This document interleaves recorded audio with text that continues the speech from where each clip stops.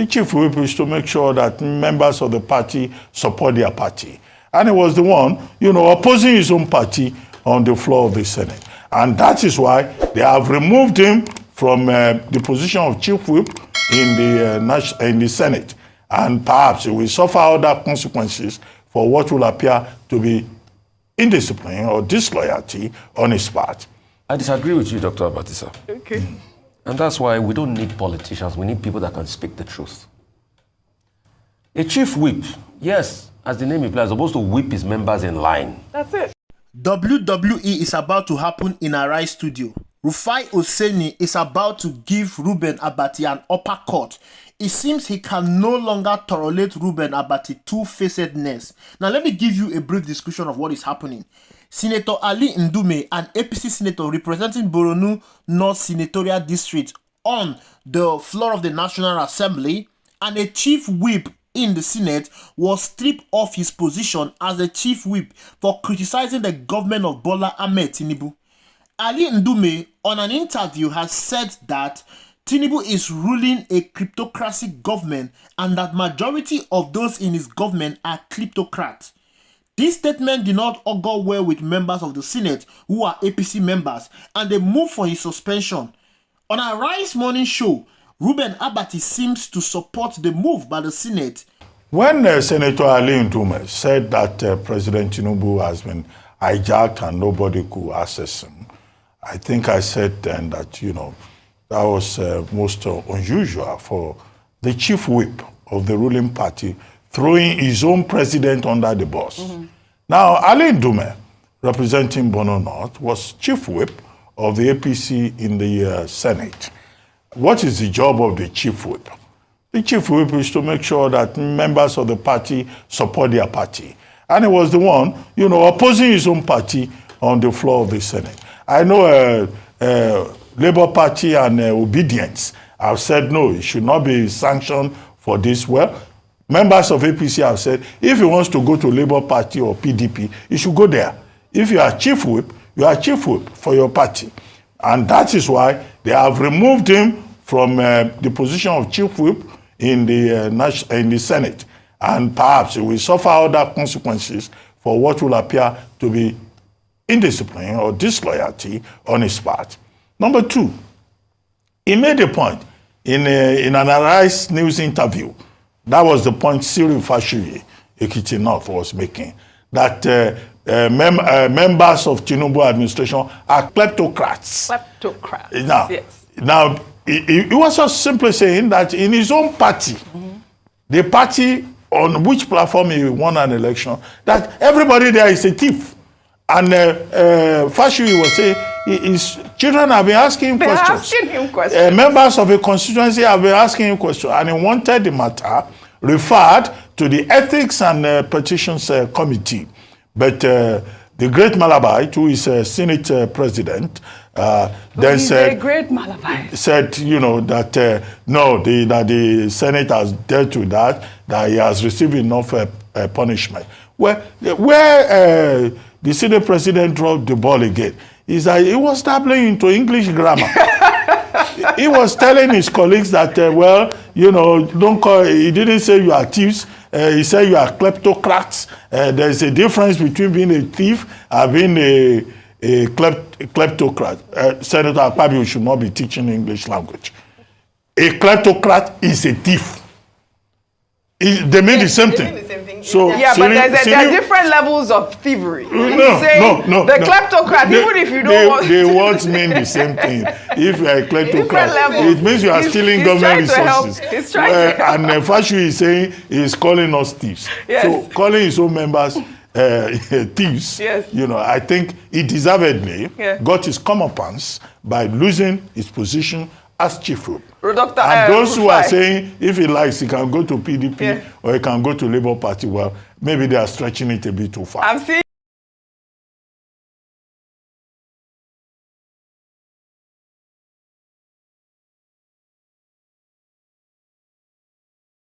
to whip his members in line. That's it. Isn't it? Yes.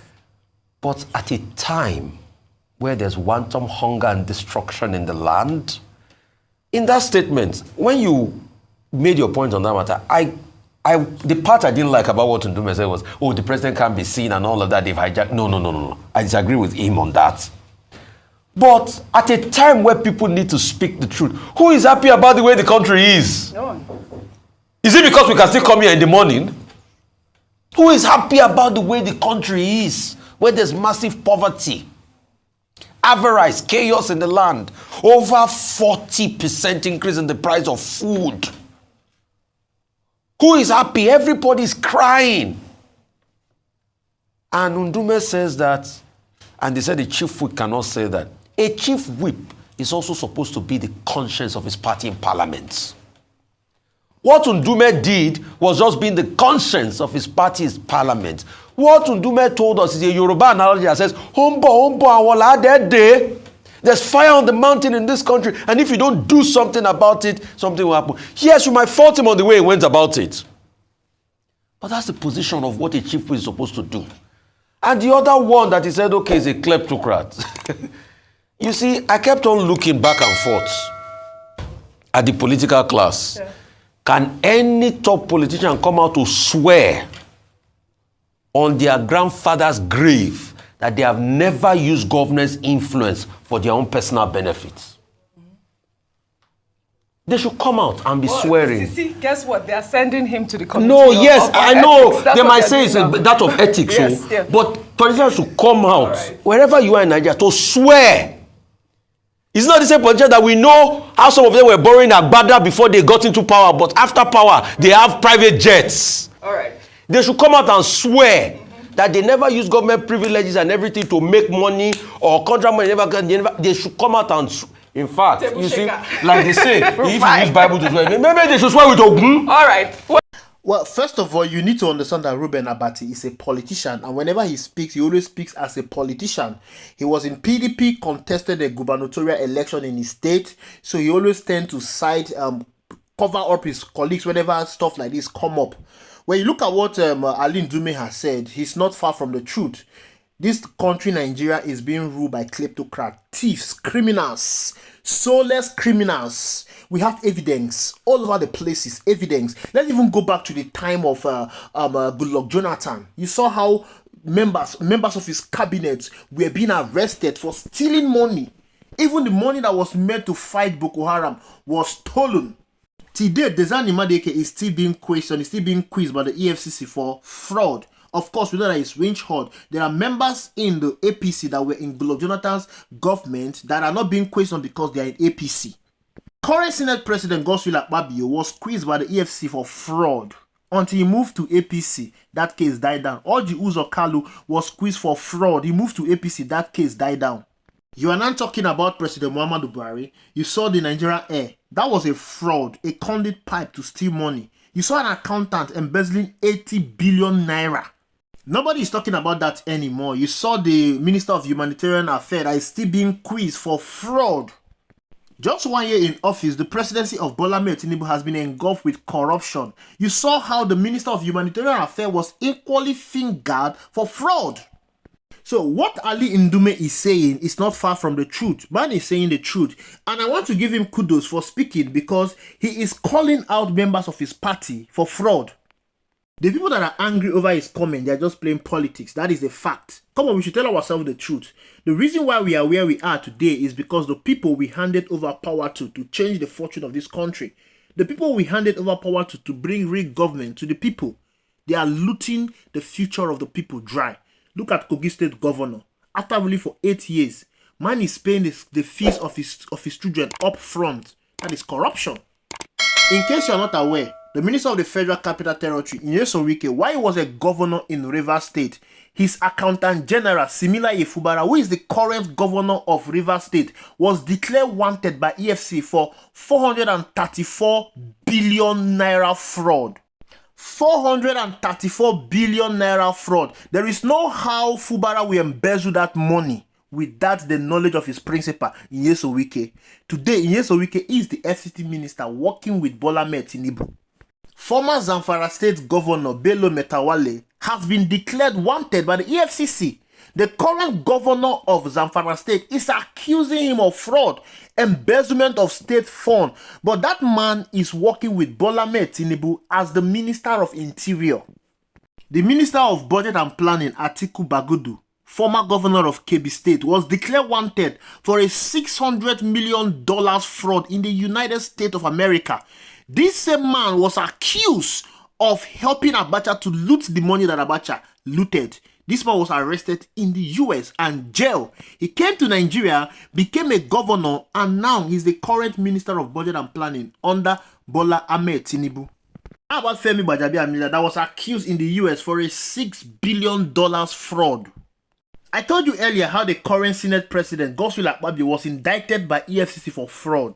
Oh, let's not even forget about the president. You heard about his case, his drug trafficking case in the US. You heard about how he ruled Lagos, how he turned Lagos to his own personal property.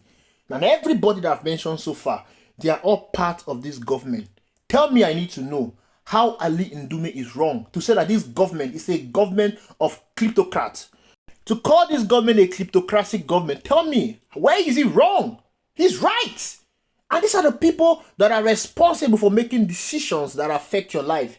These are the people that are responsible for rolling out policies that affect your life. Tell me how they will make policies that will favor you. Thieves can never make policies that will favor you. Thieves can never make policies that will favor their country. Thieves can never make progressive policies. They will only make policies that will favor themselves and their families. That is the reason why the country is where it is today. That is the reason why the country is not moving forward. Because we are being ruled by thieves. And that is the truth. Suffice to know that this is not just limited to Bola Ahmed Tinubu government. All successive government in this country, they are not patriotic. They are patriotic to their stomach. They are patriotic to themselves. Because from independence, we've been hearing about looting upon looting upon looting. The money they've looted in this country is enough to transform the destiny of everybody in this country. The money they've looted in this country is enough to fix this country, to make Nigeria a very stable country. A head of state, Yakubu Gowon, was quoted as saying that Nigeria has so much money that the problem we have is how to spend it. Where is all that money today? The president is saying we are currently broke. Nigeria is owing trillions of naira. This is a country that had so much money before that they didn't even know how to spend it. Where is all that money today? They've looted it dry, leaving the country impoverished, leaving the people hungry. Today we are battling with insecurity. Today we are battling with hunger. Today Nigerians can barely afford 1 square meal a day. Today the president is approving a minimum wage of 70,000 naira, which is not even up to $50. That is what they are giving the Nigerian workers. They can't afford to pay Nigerian workers because their mindset is made all about stealing the money that is available to them. Therefore, tell me how Ali Ndume is wrong. He's right. He is right. They can suspend him, but they cannot suspend the truth. And to Reuben Abati, if you're tired of being a journalist, you should go and join politics. You were a politician before. Stop sugarcoating the truth. Stop being economical with the truth. Thank you for watching. I will see you in the next video.